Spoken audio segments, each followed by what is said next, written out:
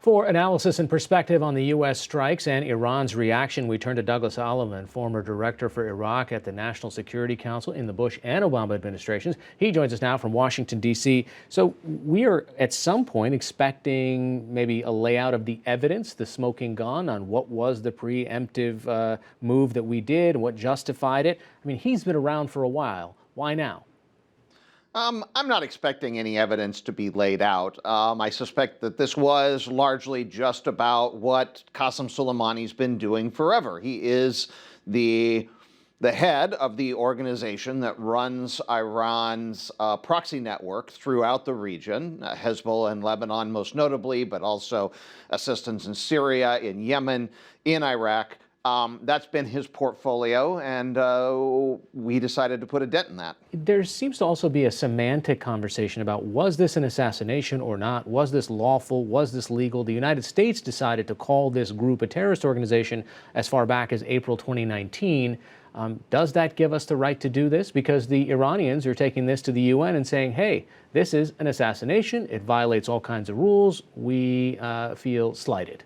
Well, in terms of domestic law, which I think is all we really need to worry about here, it seems to be perfectly legal. The IRGC Quds Force was designated as a terrorist organization by the executive branch about 18 months ago. Neither of the other two branches seem to have objected to that, so that's where it stands. And as a matter of U.S. domestic law, that's currently kosher.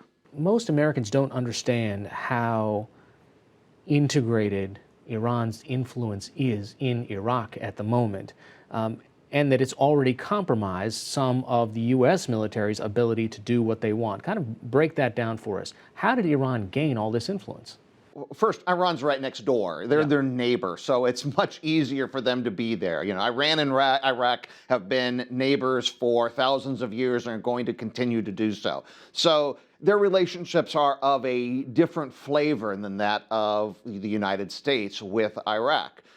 That said, some of us think that we're in this escalatory period because their influence was starting to be pushed back, that the protests that have been going on, not to be confused with the protesters at the U.S. Embassy, who were just disguised militiamen, but the protests that are really going on in downtown Baghdad, which are pro-democracy, pro-accountability, anti-corruption, and largely anti-Iranian, had shifted the political winds in Baghdad enough that the Iranians were about to lose the ability to influence the selection of the prime minister. And we think that may be what started this whole escalatory cycle, starting with the killing of the U.S. contractor on the base near Kirkuk, and then the tit for tat that followed from that. Okay, so the U.S. is sending more troops into the region. Where does this leave Iraq now, who are trying this balancing act? They want to be nice to their neighbor of thousands of years, Tehran, and also Washington.